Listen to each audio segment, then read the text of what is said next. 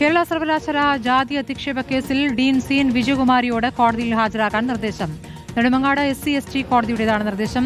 കോടതിയിൽ ഹാജരായി ജാമ്യമെടുക്കാമെന്ന് പ്രതിഭാഗം വക്കീൽ അറിയിച്ചു. പരാതിക്കാരൻ വിപിൻ വിജയന്റെ ഭാഗം കോടതി കേട്ട ശേഷമാണ് കോടതിയുടെ തീരുമാനം. ഗോപാൽ ശിലാസറിൽ വിവരങ്ങളുമായി. ഗോപാൽ, ഇപ്പോൾ ജാതി അധിക്ഷേപ കേസിൽ എന്താണ് കോടതി എടുത്തിരിക്കുന്ന തീരുമാനം? ഡീനോട് ഹാജരാകാൻ ആവശ്യപ്പെട്ടിരിക്കുന്നു.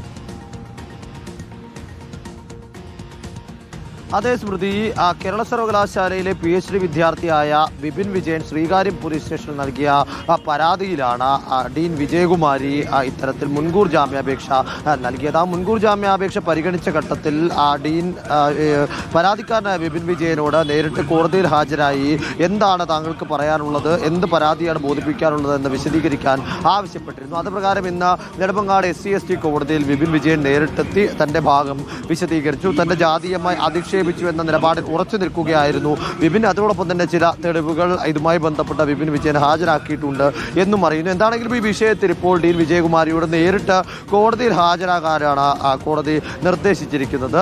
അതുമായി ബന്ധപ്പെട്ട തീയതി ഉടൻ തന്നെ കോടതി അറിയിക്കും. ആ ദിവസം നേരിട്ട് കോടതിയിൽ ഹാജരായി ജാമ്യം എടുത്തുകൊള്ളാമെന്നതാണ് ഇപ്പോൾ ഡീൻ വിജയകുമാരിയുടെ അഭിഭാഷകൻ കോടതിയെ ധരിപ്പിച്ചിരിക്കുന്നത്. നേരത്തെ പട്ടികജാതി പട്ടികവർഗ അട്രോസിറ്റി നിയമപ്രകാരം SC/ST അട്രോസിറ്റി നിയമപ്രകാരമായിരുന്നു ശ്രീകാര്യം പോലീസ് ഡീൻ വിജയകുമാരിക്കെതിരെ കേസ് രജിസ്റ്റർ ചെയ്ത് ആ കേസിന്റെ അന്വേഷണം സമാന്തരമായി നടക്കുന്ന പശ്ചാത്തലത്തിലാണ് അറസ്റ്റ് ഒഴിവാക്കുന്നതിന് വേണ്ടി ഡീൻ വിജയകുമാരി നെടുമങ്ങാട് SC/ST കോടതിയിൽ മുൻകൂർ ജാമ്യാപേക്ഷ നൽകിയത്.